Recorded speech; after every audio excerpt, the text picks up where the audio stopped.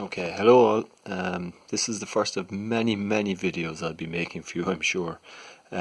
Just going to go through the calculation for the sale price of the buildings in the 2017 higher level question 2 cash flow statement question. So first thing I think to come to is the additional information here.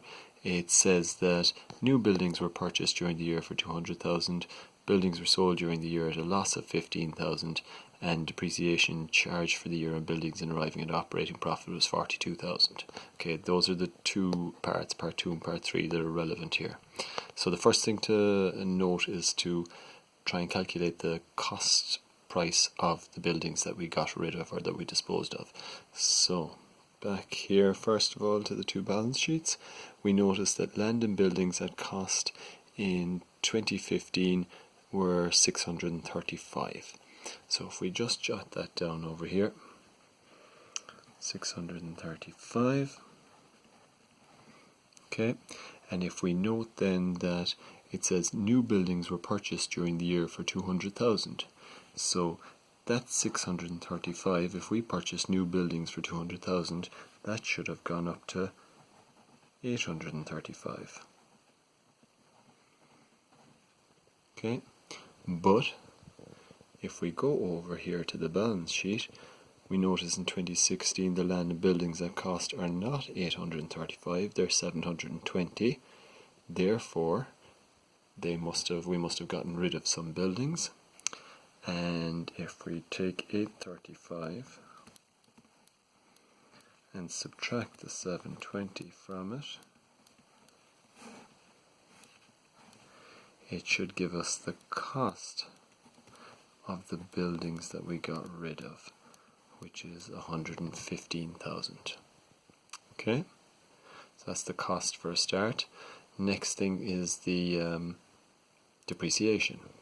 So again, if we go to 2015 first, and we see the depreciation in 2015 was 60,000, just in here, 60,000.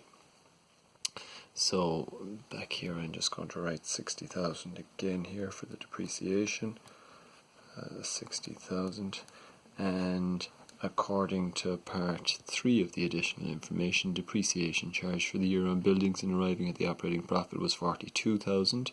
So if we take it that the depreciation for the year was 42,000, then that 60,000 there should have gone up to 102,000 if we add 42 onto it. But again, if we go and look at the 2016 balance sheet, we'll notice that the depreciation is not 102,000. In fact, it's only 75,000 that we see here. Okay, so again, I'm just going to do a calculation over here. I'm going to take that 102,000 and subtract the 75 that the depreciation actually is. And what I get from that is 27,000, which must be the amount of depreciation that had been written off the buildings that we disposed of. Now I'm going to write that under here. That's depreciation, 27,000. So the cost minus the depreciation gives me the net book value. So the net book value there, if I subtract that 27,000, 8 and 8, that's 88,000 must have been the net book value of the buildings that we disposed of, the value that we placed on them in our books. So if that's the value, and if we go to part 2 here, so it says that buildings were sold during the year at a loss of 15,000, so it means they were sold for 15,000 less than what they were valued at.